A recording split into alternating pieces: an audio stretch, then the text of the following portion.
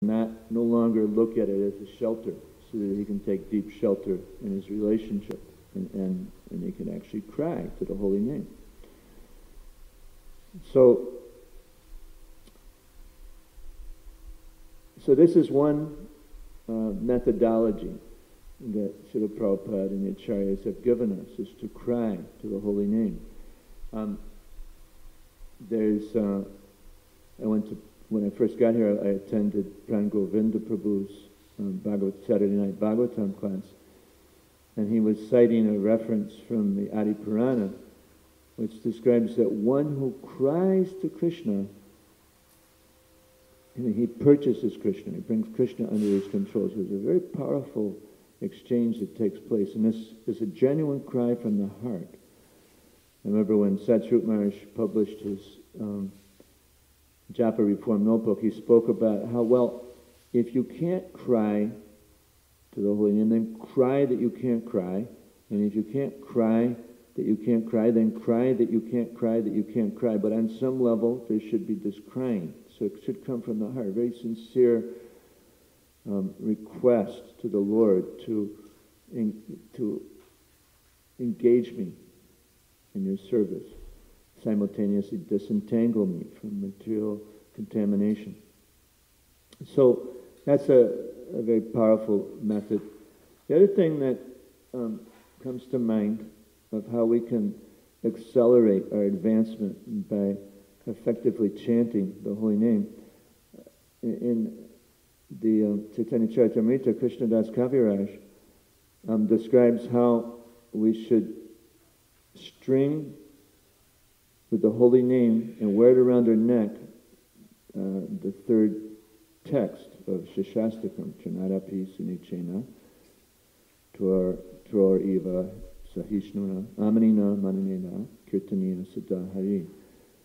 So, string it with the holy name around our neck, this mantra, this shloka, so that, I guess we can understand that means that we should really meditate on it, what it means. There's 4 basic qualities that are unpacked in this shloka, Chanadapi, Sunichena. One should feel himself to be lower than the straw in the street, so this humility. And then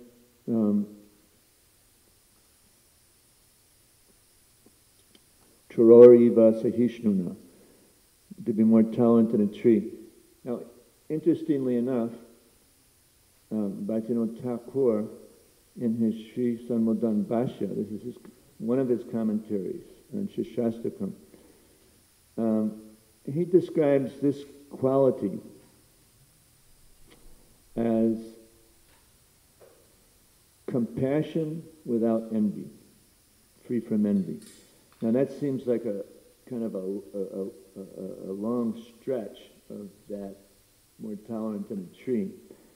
So he unpacks that a bit for us and says that just like a tree, even for the woodcutter who's trying to cut him down, still provides shade, still provides fruit for that woodcutter. Okay, so the preacher, no matter how difficult the circumstances are, no matter how unreceptive or maybe even envious, if he runs into envious people, he perseveres. He still has compassion. He doesn't hate people that don't deal with him in a nice way. He's trying his best to help them. He's got compassion deep within his heart. And but he tolerates. He's very tolerant and determined to go on with his preaching. And the 2 last qualities are free from false ego. Now, the devotee recognizes that this false ego, it's a construct of his gross and subtle bodies, so he subdues it. He doesn't let pridefulness come in, because he can just see this is just craziness. With Sambandha Gyan, he can just recognize this is not something I should pursue or allow to become predominant in my consciousness. So he subdues this very consciously. And then manadena, offers all respects to others. And this is, again, a function of Sambandha Gyan. He sees every other person as an eternal servant of Krishna. So this respect just naturally comes. Now, there's two commentaries that come side by side, at least what I've got. This is done by Sarvabhavana. And Bhaktivinoda Thakur says that when one chants free from offense, then these four qualities automatically manifest. And then Bhaktisiddhanta Saraswati Thakur says that in order to become offenseless in one chanting, one should cultivate these qualities. So they kind of, either way, they're important. So,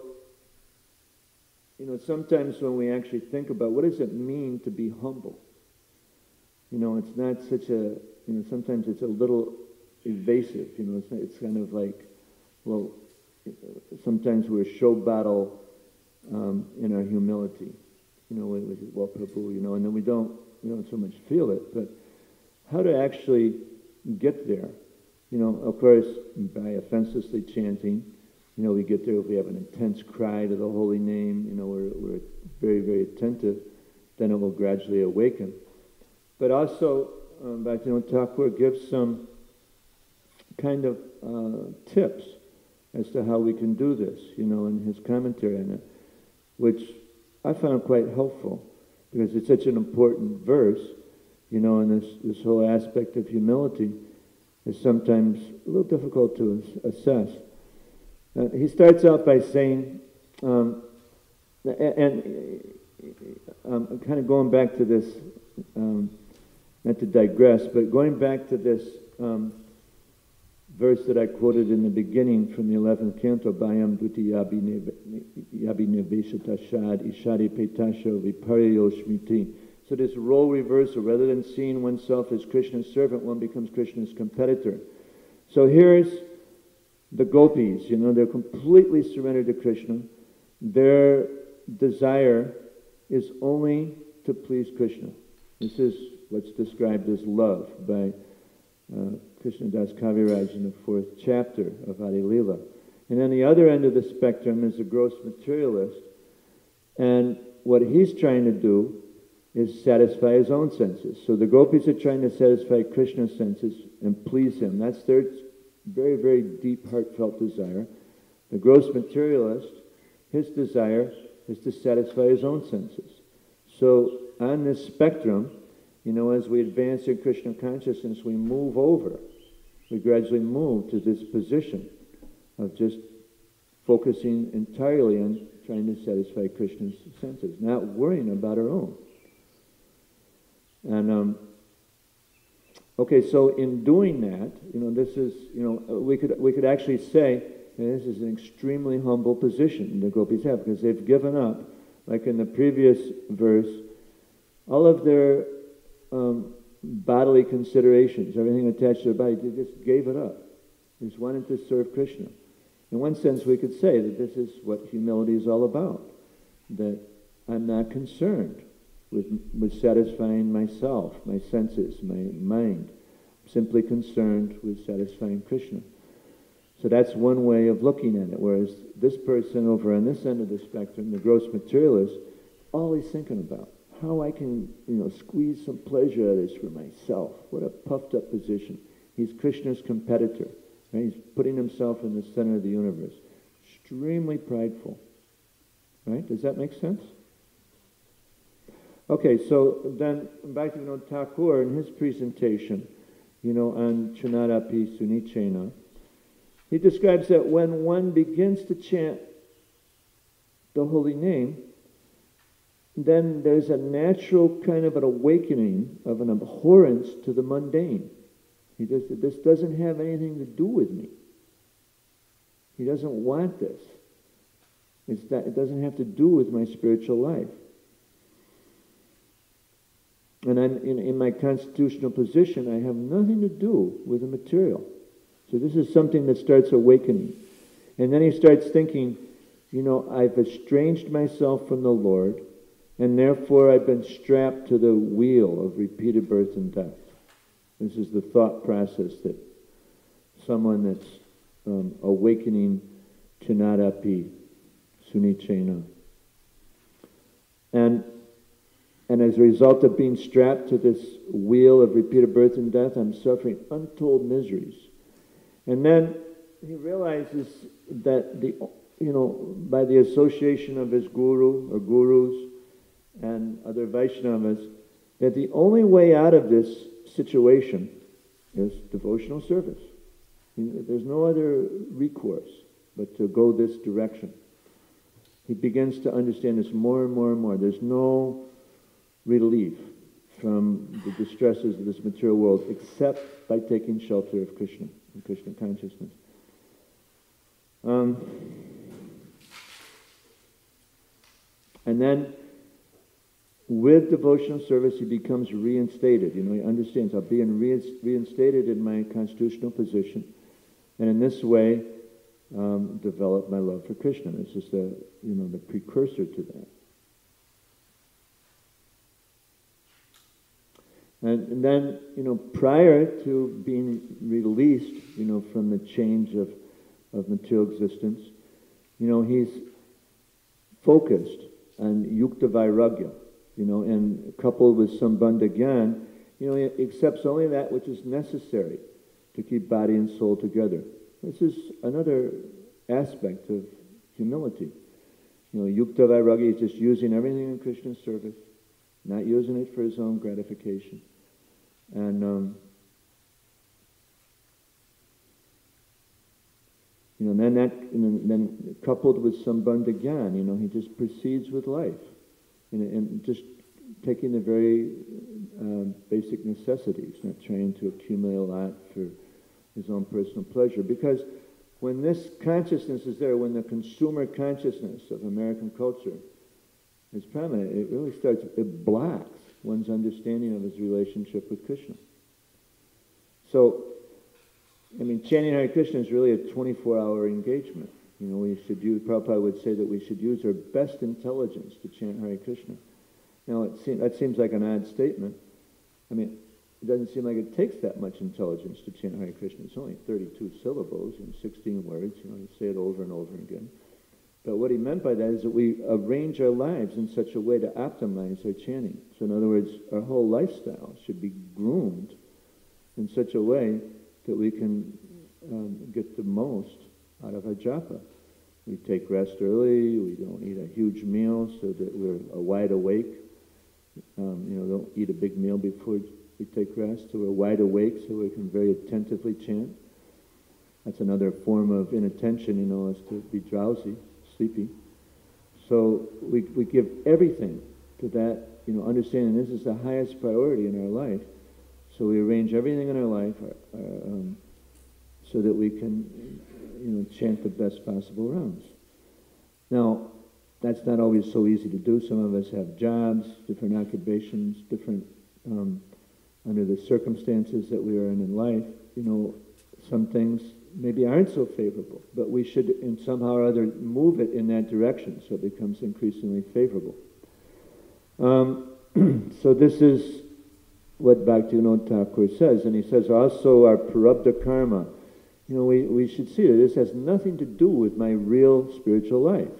That I've got wealth, or I'm handsome, or I'm ugly, or this distress, or that joy, material joy, not really anything to do with my spiritual life. This is coming about as a result of my past activities. So in this way he can be a little detached.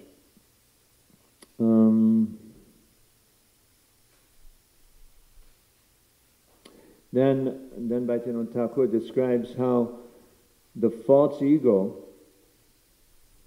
of a blade of grass is proportionate.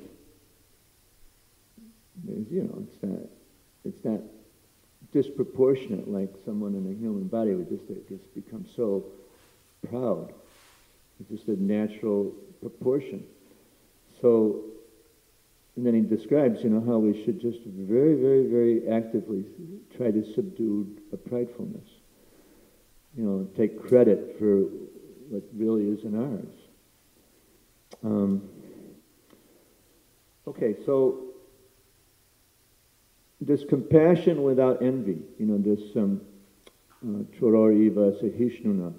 Now this couples very much, and I think all of us can maybe have some realization of this. When we preach, like let's say we go on a preaching engagement, the next morning when we come to chant our rounds, there seems to be increased facility. I remember for years I did book distribution, and if I worked really hard on book distribution all day, when I came to chanting my rounds the next day, so much easier to chant attentively. There was always this taste, this reciprocation. So, how is that? It's, first of all, we can, like from Bhagavad Gita, Yaidam paramam guyam mad bhakteshva bidhashati bhaktim mayi param kritva mame vaishat samshaya. And then nacha tajman manusheshu kashtin mam priya kutama bhavitam, what is it, bhavitam? Okay, so anyway, that there's no, for one who explains the supreme secret to my devotees, devotional service is guaranteed. And there's no servant more dear to me than he, nor will there ever be one. This is extremely pleasing service. This is the whole idea. We're, on a platform of love, we do what is pleasing to Krishna, what is pleasing to Guru. So then there's a reciprocation. As we please Krishna, then Daiviyesha Gunamayi Mama Maya Dharatiya, we get some release from the modes. So this is the Troriva Sahishnuna. It's a little different than, I think, the common understanding. More tolerant than a tree. It kind of lines up with Matra Sparshas to Krantaya. But actually, it's compassion free from envy. This is the heart of the preacher. So this is an inducement to preach, which is an element of arranging our lives in such a way to optimize our chanting. And then Amanina, we spoke about this in Manadena. So this is the key, to coming to this platform, where we realize our Sarup with Krishna, and can start functioning on that level. We just move from this corner over to this corner, where we're humbly serving Krishna, and we're realized in our relationship with Him, and just dedicating every ounce of our energy to please Him. Okay, so I'll stop here, and let me just read the translation again. My dear Uddhava, for those women of Gokul, I'm the most cherished object of love. Thus, when they remember me, who am not so far away, they are overwhelmed by anxiety of separation. Okay, any questions or comments? Madhumati Mataji?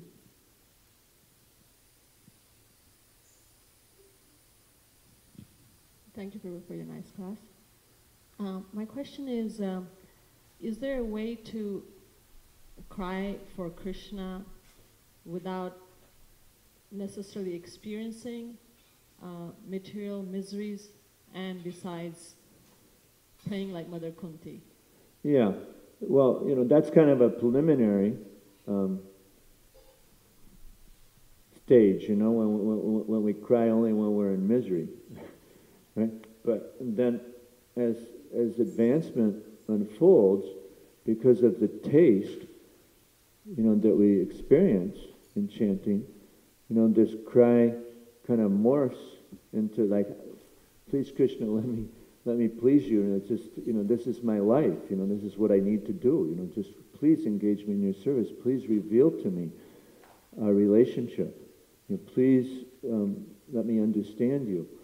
And it's that kind of a cry, rather, because it's a little bit, that cry of pain, of distress, is a little self-centered when you analyze it, right?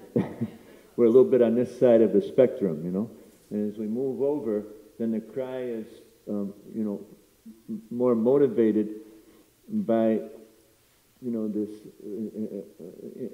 an evolving, an awakening desire to please Krishna. So, and then there are times, when that crying is very difficult to really achieve. We're not in distress. We don't have the taste. And so then what do we do then, you know? But this is the discipline, you know, that's expected of us, you know, by Srila Prabhupada, you know, our gurus, and what's enjoined in Shastra is that somehow or other we have this mood of crying, this intensity. So it's kind of like this intensity, Trivena Bhakti Yogena, you know, it's like to advance in Krishna consciousness, it requires a great commitment. You know, we've really got to give ourselves to it. Otherwise, you know, we just get kicked around by the mode so heavily. I think all of us can observe, you know, if we chant very, very good rounds, you know, then our day goes much better. Like on Monday, I usually don't sleep in, but somehow I was really tired, and I slept in. And I came to Bhagavatam class, and I chanted like 3 rounds or something like that, you know. And but the whole day, I was just being bashed by the material energies. It was so heavy. You know, nothing seemed to work right. I remember, and it was because I was, you know, I had spaced out, you know, in such an important part of my devotional life. I remember when I was a new devotee, this is before I took second initiation. I was on a traveling Sankirtan party. Real juncture in my devotional career of understanding. And we had 4 van parties that linked up with a motorhome. And we were in North Jersey. And I was with the New York Temple.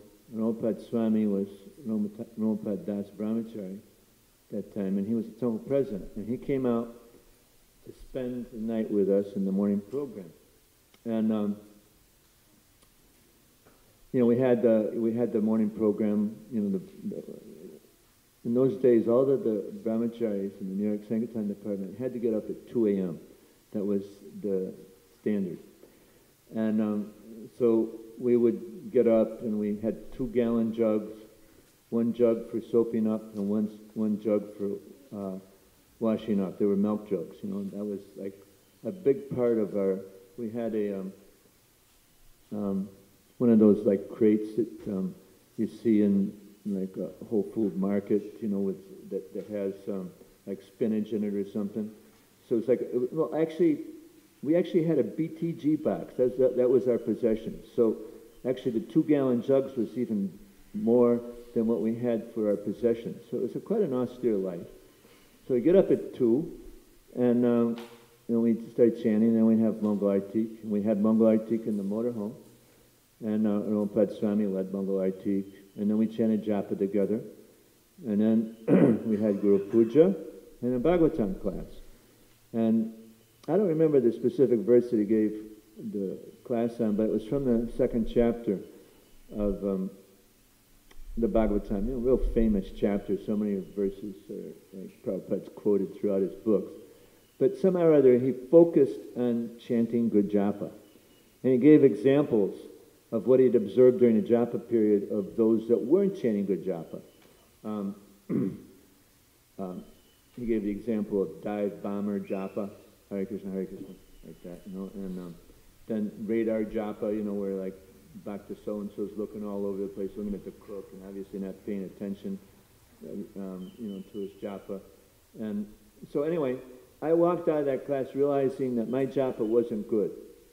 You know, I mean, and I really needed to work on it. So somehow or other, I got really inspired. The next day, I was going to try and chant the best japa I'd ever chanted in my life. And so I got up early, and I just was super intense. I probably, you know, Shesha knew me when I was a pretty new devotee, and I would chant super loud. So probably, you know, my chanting was so loud that Lakshmi Moni could hear me over in Bhakti Bhavan from here, you know. But anyway, I really was attentive. I was crying, you know, I was super passionate, but I was hearing most of the mantras. Now, what was amazing about it was that when I got out on book distribution, this whole experience, is that, and I think it was probably the best japa I'd ever chanted. And when I got out on book distribution, I had the biggest day I'd ever experienced on book distribution. Practically every single person that came my way that day was like the best person I meet in 3 weeks. It was incredible. I collected 3 times the amount of money that I would normally collect and 3 times the number of books. So I came back that day and I was in total ecstasy. Like, wow, what a discovery. So naturally, I was pretty committed, to chant really good rounds the next day. And so I did, and the same thing happened. It was like amazing, how powerful that was. And I could see a direct correlation between the quality of my rounds and, my effectiveness in the service, which was really result-oriented. You get your name read after Mongol Artik every day, how many books you distributed, how much Lakshmi you collected. And, a little hard to, fully realize Chanada Pi Suni Chena, when this was going on, but still, the correlation between the japa. And I've talked to devotees about this over the years, and sometimes a lot of devotees don't see that correlation. Like if you're in management, it's different, because there's just so many challenges. But if you really think about it, if you chant super good rounds, there's a huge correlation between, your consciousness in the day. Like Prabhupada said, if you smartavyasatam Vishnu or vishmartavyo najachichit, you can really remember Krishna a lot better if you chant good rounds in the morning, isn't it? I think all of us can admit to that. You're at least going to be in a lot better Krishna consciousness. So that kind of commitment, if we can somehow either forge it into, just this is me, I'm going to do it every single day, then, our advancement's pretty much guaranteed. If we do that, and of course, if we add on top of this, there's some very powerful philosophy that goes with this, and that's given to us by Prabhupada's books, how to really have strong intelligence. Rupa Goswami in Bhakti-rasamrita Sindhu, he describes that the qualification for advancing in Krishna consciousness is based upon faith in and knowledge of Shastra.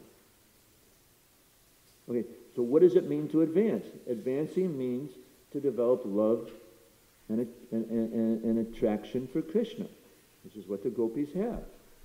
So if we study Prabhupada's books, and what's the means for our advancing? Okay, so that's the foundation. This gives us this kind of the springboard for the advancement. This faith in and knowledge of Shastra.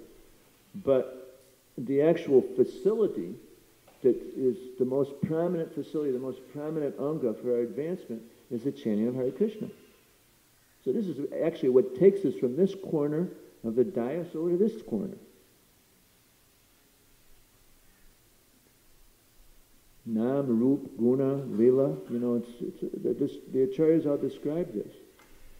Our Param Drisva Nivartate, our higher taste, where does it come from? And we're pleasing Krishna by very, very effectively chanting and then rendering service. And if we're crying, please Krishna, engage me in your service, then we're super enthusiastic in our service.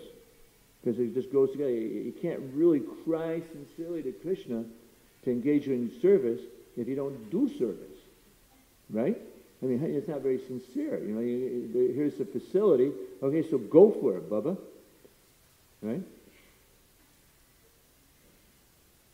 I kind of went off a little bit on answering your question, but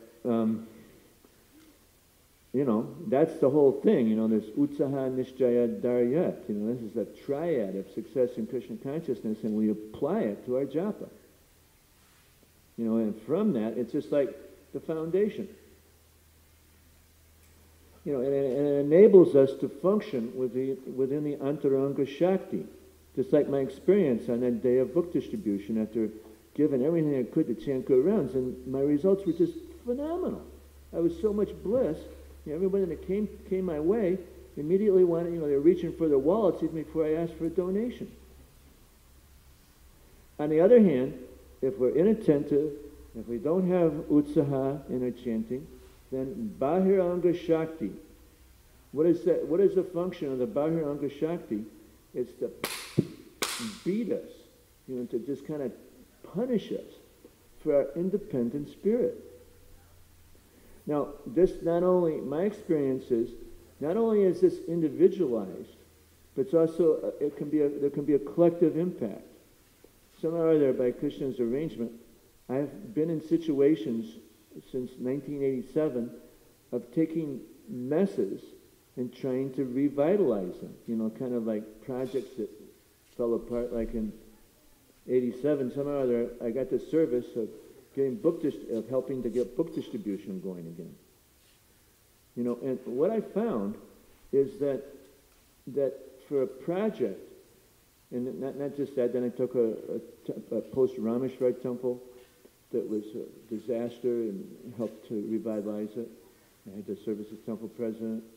And then, you know, the Shastric study had kind of fallen into disarray, so I took on the service of you know, starting the Mayapur Institute. And of course, this is all a team effort. But if the team is committed to strong sadhana, there's much less Bahiranga Shakti and much more Antaranga Shakti in the formula. It just works that way. And that's the design of the Lord, to encourage us. And we can see tangible results, but we can also experience within an awakening more and more of our own Krishna consciousness.